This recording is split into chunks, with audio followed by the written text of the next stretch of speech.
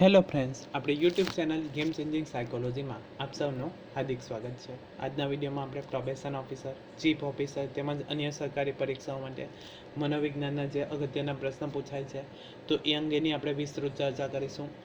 એ ઉપરાંત probation officer માટે જે નવો સિલેબસ જાહેર કરવામાં આવ્યો છે એ અનુસાર આજના વિડીયોમાં આપણે દ્રષ્ટિ પ્રત્યક્ષીકરણ અંગેની વિસ્તૃત ચર્ચા કરીશું. આ વિડીયો નંબર 5 છે, એટલે તમે અગાઉના 4 વિડીયો ન જોયા હોય તો પ્લેલિસ્ટમાં જઈને એ વિડીયો જોઈ શકો છો. અને પ્રત્યક્ષીકરણ અંગેના વિડીયો 4 જેટલા વિડીયો MCQ બેઝ પણ બનાવવામાં આવ્યા હતા કે ખૂબ જ અગત્યના પ્રશ્ન જે હતા તો જે પરીક્ષામાં પૂછાઈ શકે એવા MCQની પણ આપણે ચર્ચા કરી હતી. એ પણ પ્લેલિસ્ટમાંથી તમે જોઈ શકો છો. હવે આજના વિડીયોમાં આપણે દ્રષ્ટિ પ્રત્યક્ષીકરણ શું છે એની આપણે વિસ્તૃત ચર્ચા કરીશું. એ ઉપરાંત જે વિદ્યાર્થીઓનું મનોવિજ્ઞાન છે એવા વિદ્યાર્થીઓ માટે UGC નેટ અને GSET માટે પણ આ વિડીયો અગત્યનો સાબિત થશે. તો જ્યારે પર્યાવરણમાંના ઉદ્દીપકો જ્ઞાનેન્દ્રિય દ્વારા ચેતા પ્રવાહ રૂપે મગજમાં પહોંચે છે ત્યારે આપણને પદાર્થનું પ્રાથમિક જ્ઞાન મળે છે. તો અહીંથી પ્રશ્ન પૂછાઈ શકે કે જે પર્યાવરણના ઉદ્દીપકો છે એ જ્ઞાનેન્દ્રિય દ્વારા ચેતા પ્રવાહ રૂપે મગજમાં પહોંચે છે. હવે જ્ઞાનેન્દ્રિય તમને ખ્યાલ જ હશે, આપણા શરીરમાં 5 જ્ઞાનેન્દ્રિય છે, એના દ્વારા આપણને સંવેદન થાય છે. એટલે કે 5 જ્ઞાનેન્દ્રિય જે છે આંખ, કાન, નાક, જીભ અને ત્વચા જે છે એ સંવેદનો થાય છે અને એનું આપણને જ્ઞાન થાય છે. તો 5 જ્ઞાનેન્દ્રિય છે, આંખ, કાન, નાક, જીભ અને ત્વચા દ્વારા આપણને સંવેદન થાય છે. આ જે ચેતા પ્રવાહ રૂપે મગજમાં એ પહોંચે છે સંદેશો, અને ત્યારે આપણને પદાર્થનું પ્રાથમિક જ્ઞાન મળે છે. પદાર્થના અસ્તિત્વ અંગેના આ પ્રાથમિક અનુભવને સંવેદન તરીકે ઓળખવામાં આવે છે. ફોર એક્ઝામ્પલ, આંખ દ્વારા કોઈક વસ્તુનો પ્રકાશ આપણી આંખોમાં પડે છે અને આપણે એ વસ્તુ જે આંખોમાં પ્રકાશ પહોંચે છે તો એના કારણે શું થાય છે કે આંખોમાં રહેલા જે કોષો જે છે તો એ ચેતા પ્રવાહ જે છે એ મગજને સંદેશો મોકલે છે. એ મગજ ફરી એને સંદેશો મોકલશે અને આપણને એ વસ્તુ આપણે જોઈએ છે તો એને શું કહેવામાં આવે છે? સંવેદન તરીકે ઓળખવામાં આવે છે. તો એમાં આપણે જોઈએ દ્રષ્ટિ સંવેદન. તો માનવીના જીવનમાં દ્રષ્ટિ સંવેદનનો સૌથી વધુ અગત્યના છે કે જે અલગ અલગ સંવેદનો થાય છે એમાંથી સૌથી અગત્યનું છે દ્રષ્ટિ સંવેદન. આપણા માટે ખૂબ જ અગત્યનું છે. માનવીની મોટાભાગની બધી જ પ્રવૃત્તિઓમાં મુખ્યત્વે દ્રષ્ટિ સંવેદનોનો ફાળો રહેલો છે.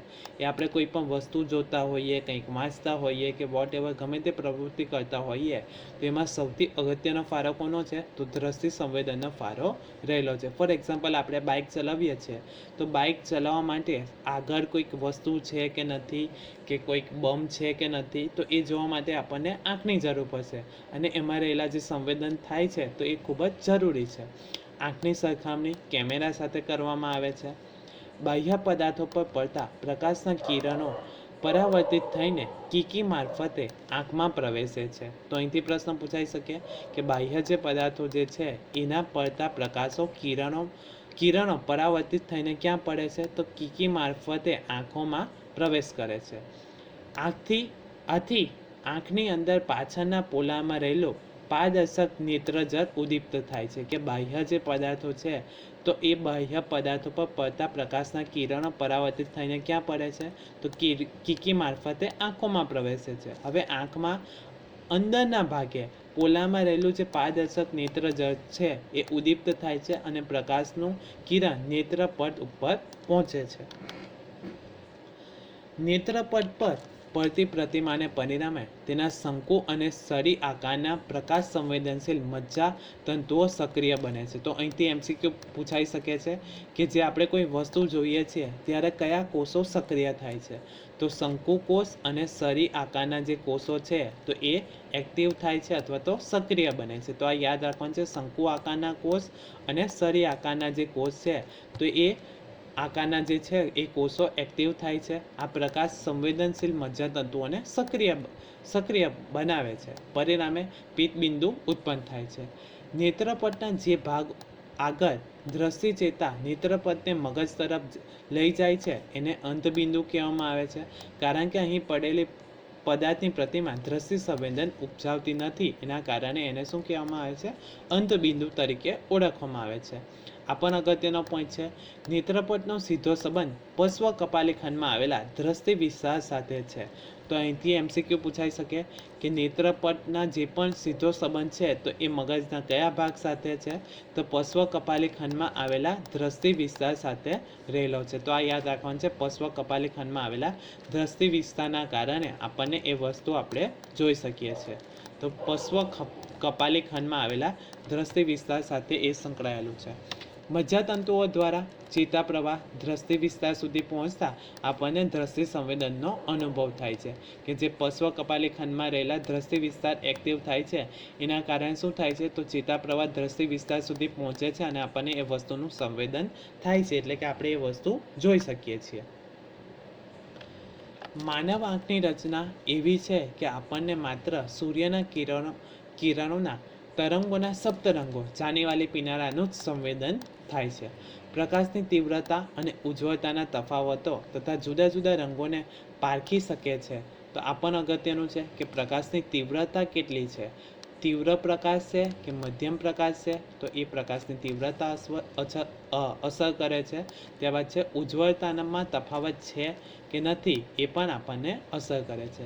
આંખની સંવેદનશીલતા નાજુક અને તીક્ષ્ણ જોવા મળે છે કે આપણે જે આંખ છે તો એની રચના જે છે એ ખૂબ જ સંવેદનશીલ છે, એટલે કે નાજુક છે અને તીક્ષ્ણ પણ છે. ફોર એક્ઝામ્પલ લઈએ કે આપણી આંખમાં કોઈક નાનું રજકણ પડી જાય તો એના કારણે આપણને જોવામાં પ્રોબ્લેમ થાય છે યા એ ખૂંચે છે, એટલે કે આપણી રચના જ એવી છે કે આંખની રચના ખૂબ જ નાજુક છે. જો એમાં કંઈક વાગી જાય તો એના કારણે આપણી જોવાની ક્ષમતા પણ આપણે ગુમાવી બેસીએ છીએ. સામાન્ય ઉદ્યોગોમાં, લશ્કરમાં, વીમાની કામગીરીમાં, ઘડિયાળ રિપેરિંગમાં તેમજ ઇલેક્ટ્રોનિક્સના કામમાં દ્રષ્ટિ સંવેદન જે થાય છે અથવા તો દ્રષ્ટિની તીક્ષ્ણતા મહત્ત્વની છે કે નાની નાની કોઈ વસ્તુ જોવી હોય, ફોર એક્ઝામ્પલ લઈએ ઘડિયાળની રિપેર કરવી હોય તો ત્યારે નાના નાના પાર્ટ્સ જોવા માટે આપણી દ્રષ્ટિની તીક્ષ્ણતા ખૂબ જ મહત્ત્વની છે. જે તમે આકૃતિમાં જોઈ શકો છો, પાપણ છે, અશ્રુગ્રંથિ છે, કૃષ્ણમંડળના સ્નાયુઓ જે છે કે તમને આ દેખાય છે નાના નાના જે સ્નાયુઓ છે તો એ કૃષ્ણમંડળના સ્નાયુ તરીકે ઓળખવામાં આવે છે. આંખની બાહ્ય રચના સામાન્ય રીતે આપણે અરીસા સામે ઊભા હોઈએ ત્યારે કે આપણે કોઈક બીજાની આંખમાં જોઈએ ત્યારે આપણને એ દેખાય છે.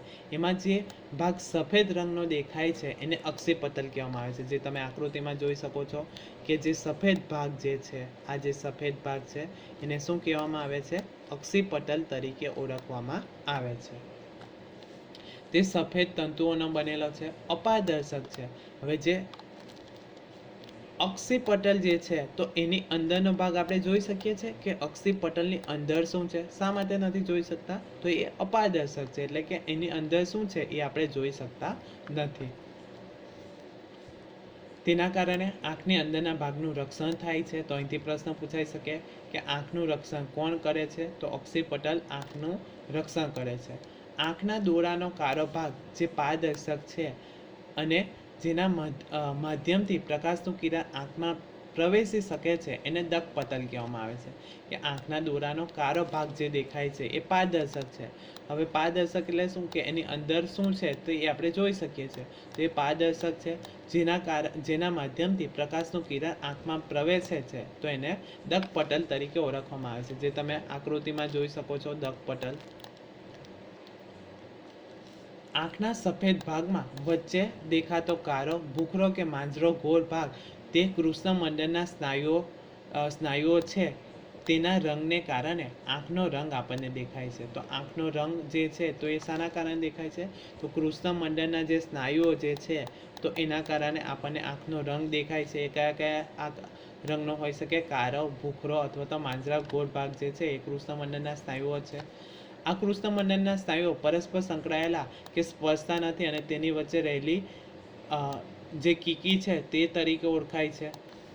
આમ કીકી એ કોઈ અવયવ નથી પરંતુ 1/8 ઇંચનું છિદ્ર જે છે, જે તમે આંખની વચ્ચે જે આ ભાગ દેખાય છે તો એ આપણી કીકી છે. એ છિદ્ર નથી પરંતુ 1/8 જે છે એક ભાગનું જે છે તો એ ઇંચનું છિદ્ર જોઈ શકાય છે. આંખની આંતરિક રચના એવી હોય છે કે દ્રષ્ટિ સંવેદન માટે સર્વપ્રથમ પ્રકાશનું કિરણ દકપટલમાંથી કીકીમાં પ્રવેશે છે. કે આપણું જે દકપટલમાંથી શામાં જશે? પ્રકાશનું જે કિરણ છે તો એ દકપટલમાંથી શામાં જશે? તો દકપટલમાંથી કીકીમાં જાય છે અને નેત્રમણીમાંથી પસાર થઈને નેત્રપટના ચોક્કસ ભાગ સુધી પહોંચે છે. કે નેત્રપટ જે છે તો એ આંખમાંથી અહીંથી પસાર થઈને ચોક્કસ નેત્રપટ ઉપર એની પ્રતિમા જે છે તો એ ક્રિએટ થાય છે. ત્યાંથી દ્રષ્ટિ ચેતાઓ મારફતે વસ્તુનું પ્રતિબિંબ મસ્તિષ્ક છાલના પશ્વખંડમાં આવેલા દ્રષ્ટિ સંવેદન વિસ્તારમાં પહોંચે છે. જે આપણે અગાઉની સ્લાઇડમાં પણ જોયું હતું, પશ્વખંડમાં આવેલા દ્રષ્ટિ સંવેદન વિસ્તારમાં પહોંચે છે, જેના કારણે દ્રષ્ટિ સંવેદનનો આપણને અનુભવ થાય છે. કેટલીક તીવ્રતાવાળું પ્રકાશનું કિરણ નેત્રપટ સુધી પહોંચે છે તેનું નિયમન કૃષ્ણમંડળના સ્નાયુના સંકોચન અને પ્રસરણ ઉપર આધારિત છે.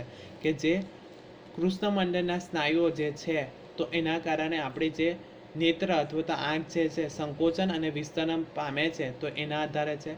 કૃષ્ણમંડળના સ્નાયુઓ પ્રકાશની તીવ્રતા પ્રત્યે અતિ સંવેદનશીલ હોય છે. એટલે કે પ્રકાશની તીવ્રતા વધારે છે કે ઓછી છે એના પ્રત્યે આપણા જે કૃષ્ણમંડળના સ્નાયુઓ છે એ અતિ સંવેદનશીલ હોય છે.